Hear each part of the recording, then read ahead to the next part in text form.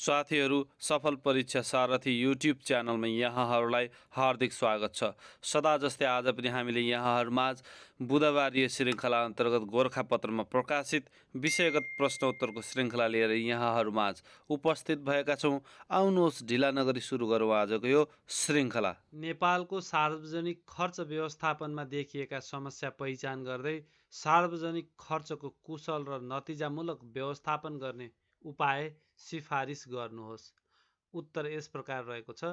सार्वजनिक हितका लागि सरकारले गर्ने खर्चलाई सार्वजनिक खर्च भनिन्छ।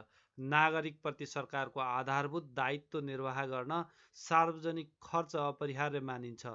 लोक कल्याणकारी राज्य व्यवस्थाको स्थापना गर्ने संवैधानिक दिशानिर्देशसँगै सार्वजनिक खर्चको माग बढ्दै गएको छ। यसै कारण सरकारको व्यय अनुमान वर्षेनी बढ्दै गएको देखिन्छ। तथापि अनुमान गरे अनुसारको परिमाण, गुणस्तर र समयमा सार्वजनिक खर्च हुन नसक्दा नागरिकले अनुभूत गर्ने गरी खर्चको प्रभावकारिता हासिल हुन सकेको छैन। नेपालको सार्वजनिक खर्च व्यवस्थापनमा देखिएका समस्या। नेपालको सार्वजनिक खर्च व्यवस्थापनमा योजना, स्रोत विनियोजन, खर्च लेखाङ्कन, प्रतिवेदन, आन्तरिक नियन्त्रण, परीक्षण लगायतका विषयमा नीतिगत, व्यवस्थापकीय र व्यवहारगत समस्या छन्।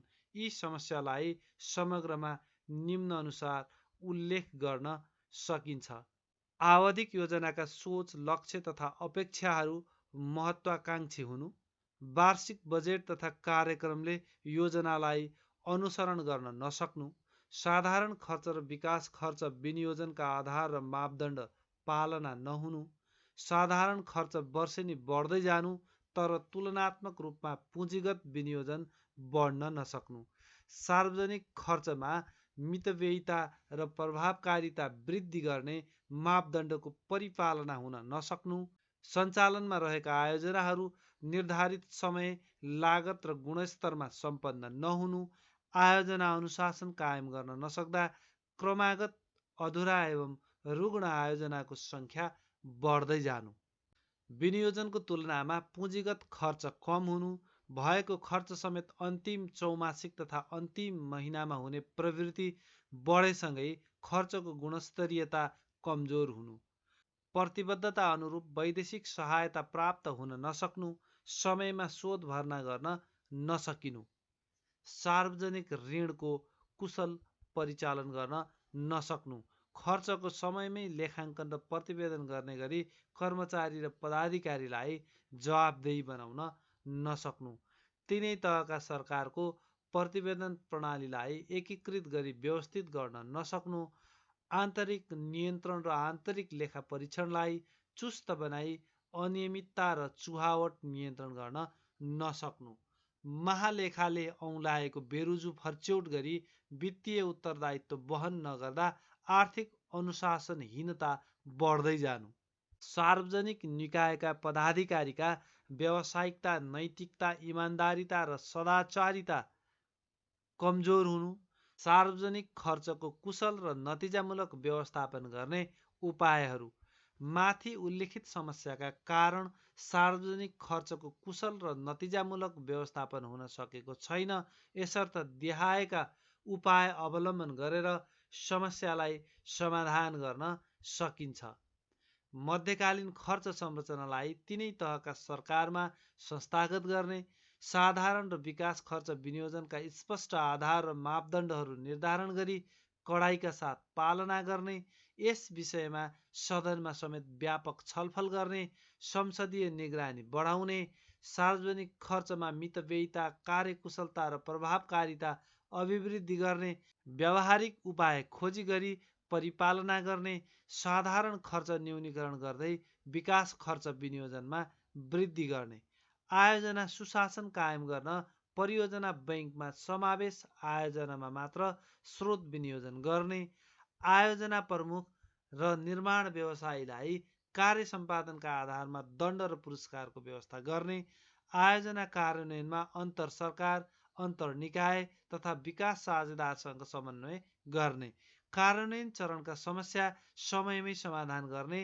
कार्यक्रम तथा अनुगमन प्रणालीमा सुधार गर्ने, तीनै तहका सरकारमा नतिजामूलक अनुगमन पद्धति संस्थागत गर्ने, पुँजी निर्माण र दिगो प्रतिफल सुनिश्चित हुने गरी सार्वजनिक ऋणलाई परिचालन गर्ने, ऋण सेवा लागत कम हुने गरी ऋण परिचालन गर्ने, खर्चको लेखाङ्कन प्रतिवेदन पद्धतिको सुदृढीकरण गर्न सूचना प्रविधिको प्रयोगलाई बढाउँदै लैजाने, जनशक्तिको क्षमता विकास गर्ने, प्रत्येक सार्वजनिक निकायले आफ्नो कार्य प्रकृति अनुसारको आन्तरिक नियन्त्रण प्रणाली स्थापना गरी कार्यान्वयन गर्ने, सार्वजनिक खर्च प्रणालीमा पारदर्शिता, जवाफदेहिता र वित्तीय अनुशासन प्रवर्धन गर्न सहभागितामूलक खर्च व्यवस्थापन प्रणालीको विकास गर्ने, सार्वजनिक निकायमा सदाचार संस्कृति विकास गर्न संरचनाहरू खडा गर्ने, जिम्मेवार पदाधिकारीको नैतिकता परीक्षण गर्ने प्रणाली विकास गर्ने, सार्वजनिक खर्चमा विनियोजन कुशलता, सञ्चालन दक्षता र वित्तीय अनुशासन कायम गरेर मात्र यसको प्रभावकारिता अभिवृद्धि गर्न सकिन्छ। अतः माथि उल्लेखित उपायको अवलम्बन गरेमा सार्वजनिक खर्चबाट वाञ्छित नतिजा हासिल गर्न सकिन्छ। प्रश्न नम्बर 2, नेपालको सङ्घीय व्यवस्थामा प्रदेश बीचको सम्बन्धलाई सुमधुर र फलदायी बनाउन संविधानमा के कस्तो प्रबन्ध गरिएको छ उल्लेख गर्नुहोस्। उत्तर यस प्रकार रहेको छ। नेपालको सङ्घीय शासन प्रणालीको मूल संरचना सङ्घ, प्रदेश र स्थानीय तह गरी 3 तहको रहेको छ। 7 वटा प्रदेश हुने गरी संविधानले सीमाङ्कन गरे अनुसार प्रदेशहरू अस्तित्वमा आएका छन्। नेपालका लागि प्रदेशहरू बिल्कुलै नवीन संरचना हुन्। प्रदेश बीचको सम्बन्ध सहयोगात्मक र सुमधुर भएमा मात्र मुलुकको विकास र समृद्धिमा प्रदेशले योगदान गर्न सक्छन्। प्रदेश संरचनाका कारण शताब्दीौँदेखि मिलेर बसेका नेपाली बीच विभेद र फाटो निम्त्याउनु हुँदैन। आर्थिक सामाजिक सम्बन्धलाई बिगार्न पनि हुँदैन। तसर्थ प्रदेश बीचको सम्बन्धलाई विवादरहित र फलदायी बनाउन संविधानले केही प्रावधान उल्लेख गरेको छ, जसलाई देहायमा प्रस्तुत गरिएको छ। एक प्रदेशले अर्को प्रदेशको कानुनी व्यवस्था वा न्यायिक एवं प्रशासनिक निर्णय वा आदेशको कार्यान्वयनमा सहयोग गर्नुपर्ने, अर्को प्रदेशको साझा चासो, सरोकार र हितको विषयमा सूचना आदान प्रदान एवं परामर्श गर्न तथा आफ्नो कार्य र विधायनका बारेमा आपसमा समन्वय र सहयोग विस्तार गर्न सक्ने, प्रदेशले कानुन बनाई अर्को प्रदेशको बासिन्दालाई समान सुरक्षा, व्यवहार र सुविधा उपलब्ध गराउनुपर्ने, अन्तर प्रदेश व्यापारको सम्बन्धमा वस्तुको ढुवानी वा सेवाको विस्तारमा अवरोध गर्न, कर, शुल्क वा महसुल लगाउन वा त्यस्तो वस्तुको ढुवानी वा सेवाको विस्तारमा भेदभाव गर्न नहुने, प्रदेश बीच उत्पन्न हुन सक्ने राजनीतिक विवाद समाधान गर्न अन्तर प्रदेश परिषद रहने, अन्तर प्रदेश परिषदको बैठकमा विवादको विषयसँग सम्बन्धित प्रदेशका मन्त्री र विशेषज्ञलाई समेत आमन्त्रण गरी विवादको शान्तिपूर्ण र विवेकसङ्गत समाधान खोजिने, विवादित पक्षहरू आपसी छलफलबाट चित्त बुझाउन नसकेमा संवैधानिक इजलासबाट समेत विवादको अन्तिम निरूपण गर्न सक्ने। प्रश्न नम्बर 3, क्याटलग सपिङ विधि भनेको के हो? क्याटलग सपिङ विधिका प्रमुख विशेषताहरू उल्लेख गर्नुहोस्। कुनै यान्त्रिक प्रकृतिका माल सामानको उत्पादक वा उत्पादकको अधिकृत विक्रेताले निर्धारण गरेको दरमा प्रतिस्पर्धा गराई सार्वजनिक निकायले माल सामान खरिद गर्ने विधिलाई क्याटलग सपिङ विधि भनिन्छ। सार्वजनिक निकायलाई आवश्यक पर्ने जटिल र विशेष प्रकृतिका यान्त्रिक उपकरण एवं सवारी साधनहरू तुलनात्मक रूपमा छोटो अवधिमा खरिद गरी प्रयोगमा ल्याउन यस विधि अवलम्बन गरिन्छ। यस खरिद विधिका विशेषता देहायमा उल्लेख गरे अनुसार छन्। माल सामानको निर्माण गर्ने कम्पनी वा उत्पादक वा सोको अधिकृत विक्रेताले मात्र खरिदमा सहभागिता जनाउन सक्छन्। यस विधिबाट खरिद गर्न सकिने वस्तुमा हेभी इक्विपमेन्ट, सवारी साधन, औजार, मेसिनरी, उपकरण र स्वास्थ्य सेवामा आवश्यक पर्ने उपचारजन्य उपकरण जस्तै एक्सरे, एमआरआई मेसिन आदि रहेका छन्। यस विधिबाट खरिद गर्न सकिने माल सामानको रकमको सीमा तोकिएको छ, जसमा हेभी इक्विपमेन्ट वा सवारी साधन मुहकसहित 60 लाख रुपैयाँसम्म औजार, मेसिनरी, उपकरण वा अन्य यान्त्रिक मालसामान मुहकसहित 25 लाख रुपियाँसम्म र एक्सरे तथा एमआरआई लगायतका उपचारजन्य यन्त्रको हकमा मुहकसहित 40 लाख रुपियाँसम्मको सीमा रहेको छ। उत्पादक कम्पनी वा अधिकृत विक्रेताको मौजुदा सूची तयार गरी प्रस्ताव माग गरेर खरिद कार्य अगाडि बढाइन्छ। कम्पनीले सार्वजनिक गरेको मूल्य र सुविधामध्ये मूल्यबाट हुने छुट वा सुविधामा थप हुन सक्ने विषयलाई प्रतिस्पर्धाको आधार बनाई प्रस्ताव मूल्याङ्कन गरिन्छ। यस विधि प्रयोग गरी खरिद गर्न प्रस्ताव पेश गर्ने प्रयोजनका लागि बोलपत्र जमानत राख्नु पर्दैन। प्रश्न नम्बर 4, सङ्घीय सञ्चित कोषमाथि व्यवहार भन्नाले के बुझ्नुहुन्छ? के कस्ता खर्चहरू सङ्घीय सञ्चित कोषमाथि व्यवहार हुने गर्छ? उल्लेख गर्नुहोस्। उत्तर यस प्रकार रहेको छ। सङ्घीय सञ्चित कोष परिचालन गर्दा सङ्घीय संसदको स्वीकृति बेगर पनि खर्च गर्न सकिने विषयसँग सम्बन्धित व्ययलाई सङ्घीय सञ्चित कोषमाथि व्यवहार भनेर बुझिन्छ। नेपालको संविधानको धारा 118 ले सङ्घीय सञ्चित कोषमाथि व्यवहार हुने भनी देखाएका विषयसँग सम्बन्धित खर्च उल्लेख गरेको छ। क. निम्न व्यक्तिहरूको पारिश्रमिक तथा सुविधाको रकम: राष्ट्रपति र उपराष्ट्रपति, प्रधान न्यायाधीश र सर्वोच्च अदालतका न्यायाधीश, न्याय परिषदका सदस्य, प्रतिनिधि सभाका सभामुख र उपसभामुख, राष्ट्रिय सभाका अध्यक्ष र उपाध्यक्ष, संवैधानिक निकायका प्रमुख र पदाधिकारी, प्रदेश प्रमुख। ह. निम्न कार्यालयको प्रशासनिक व्यय: राष्ट्रपति वा उपराष्ट्रपतिको कार्यालय, सर्वोच्च अदालत, न्याय परिषद, संवैधानिक निकाय र प्रदेश प्रमुखको कार्यालय। ग. नेपाल सरकारको दायित्वको ऋण सम्बन्धी व्यवहार। घ.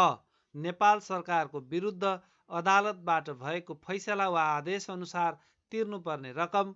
ङ. सङ्घीय कानुन बमोजिम सङ्घीय सञ्चित कोषमाथि व्यवहार हुने रकम। प्रश्न नम्बर 5, कार्य विवरण भनेको के हो? निजामती सेवामा कार्यरत कर्मचारीको कार्य विवरण सम्बन्धमा प्रचलित कानुनमा के कस्तो व्यवस्था गरिएको छ? उल्लेख गर्नुहोस्। उत्तर यस प्रकार रहेको छ।